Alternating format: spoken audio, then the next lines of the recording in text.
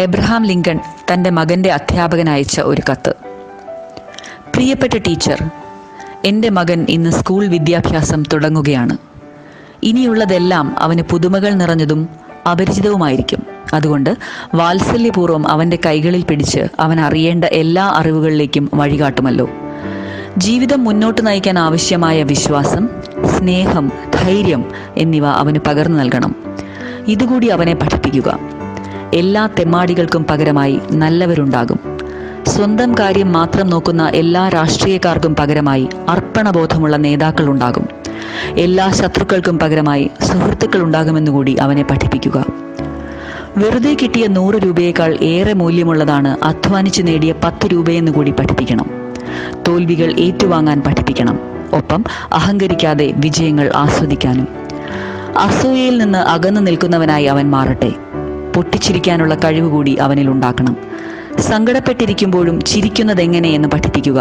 പക്ഷേ കരയുന്നതിൽ നാണക്കേടില്ലെന്നുകൂടി അവൻ അറിയണം. പുസ്തകങ്ങളുടെ വിസ്മയം അവൻ അറിയണം. അതിനൊപ്പം ആകാശത്ത് പാറി നടക്കുന്ന പക്ഷികളെയും വെയിലത്ത് മൂളിപ്പറക്കുന്ന തേനീച്ചകളെയും ഹരിതഭംഗിയുള്ള കുന്നിൻ ചെരുവിൽ വിരിഞ്ഞു നിൽക്കുന്ന പൂക്കളെയും കാണാൻ അവന് സമയം കൊടുക്കണം. മറ്റുള്ളവരെ വഞ്ചിക്കുന്നതിനേക്കാൾ വളരെ നല്ല കാര്യമാണ് സ്വയം തോറ്റുകൊടുക്കുന്നതെന്ന് പഠിപ്പിക്കണം. തെറ്റാണെന്ന് മുഴുവൻ ലോകവും പറഞ്ഞാലും സ്വന്തം ആശയങ്ങളിൽ വിശ്വസിക്കാൻ അവൻ പഠിക്കട്ടെ. എല്ലാവരും ആൾക്കൂട്ടത്തിനൊപ്പം പോകുമ്പോഴും ഒഴുക്കിനൊപ്പിച്ചല്ലാതെ നിൽക്കാനുള്ള ശക്തി പകർന്നു നൽകുക. എല്ലാവരുടെയും വാക്കുകൾക്ക് ചെവിയോർക്കാൻ അവനെ ശീലിപ്പിക്കുക. അധ്വാനത്തിനും ആശയങ്ങൾക്കും തക്ക പ്രതിഫലം നേടാൻ അവന് കഴിയണം. പക്ഷേ ആത്മാവിനും ഹൃദയത്തിനും വിലയിടാൻ സമ്മതിക്കരുത്.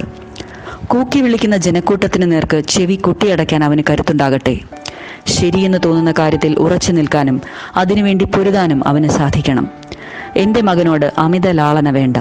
നല്ല ഉരുക്കുണ്ടാകുന്നത് കൊടും ചൂടിൽ ഉരുകിയാണ്. ചിലയിടങ്ങളിൽ അക്ഷമ കാട്ടാനുള്ള ധൈര്യം അവനുണ്ടാക്കണം. ഒപ്പം ധീരതയോടെ ഇരിക്കാനുള്ള ക്ഷമയും വളർത്തണം. സ്വന്തം കഴിവുകളിൽ ഉറച്ച വിശ്വാസം അവനുണ്ടാകട്ടെ. എന്നാലേ അവന് മനുഷ്യനിൽ വിശ്വാസമുണ്ടാകൂ. അവൻ നല്ലൊരു മനുഷ്യനായി മാറട്ടെ എന്ന് സ്വന്തം എബ്രഹാം ലിങ്കൺ.